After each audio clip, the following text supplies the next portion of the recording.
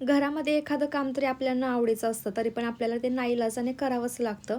काल ना मी बाजारातून कांदे आणले होते आणि अजूनपर्यंत काही असे जाळीमध्ये भरले नव्हते. तर आज वेळ काढून मस्त छोटे कांदे, मोठे कांदे सेपरेट करून भरून ठेवले. त्यानंतर ना धनूचा होमवर्क घेतला आणि होमवर्क करून झाला, की लगेच व्हाईट बोर्डवरती पप्पांकडून ना त्याने कार काढून घेतली आणि त्यानंतर मग त्यानेच ना स्वतःचं चित्र आणि ते पप्पांचं चित्र काढलं होतं. ते बघून मी प्रचंड हसले. त्यानंतर ना रात्रीच्या जेवणाची तयारी करायला घेतली. खूप दिवसापासून दुधी मी घरामध्ये आणून ठेवला होता. मग आज पराठे बनवायला घेतले. तर दुधी मस्त खिसून घेतलं, त्यातलं पाणी काढलं आणि त्यानंतरनं मग सगळे मसाले टाकले. हळद, मीठ, जिरं, थोडेसे पांढरे तीळ, थोडासा धने पावडर, लाल तिखट असं काहीसं सगळं टाकून मस्त गोळा मळून घेतला आणि मला आठवलंच नाही कोथिंबीर टाकायची.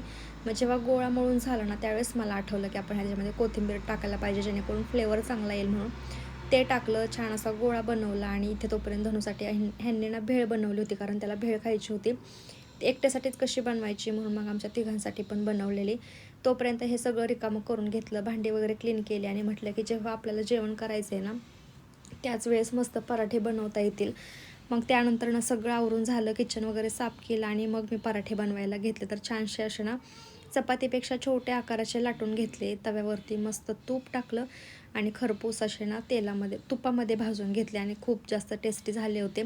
आपल्याला भोपळा खायला आवडत नाही, म्हणजे दुधी खायला आवडत नाही ना, तर आपण असे पराठे वगैरे खाऊ शकतो. मी पण कधीच नाही आत्तापर्यंत दुधीची भाजी खाल्ली, पण पराठे खाते आता, कारण मला आवडतात ते. टोमॅटो केचपसोबतच आम्ही हे तिघांनी पण खाल्लं आणि आमची गॅलरी अशी काहीशी कटिंग करून घेतली. त्यामुळे ना समोरचा लूक खूप मस्त वाटतोय. भेटूयात उद्याच्या व्हिडिओ.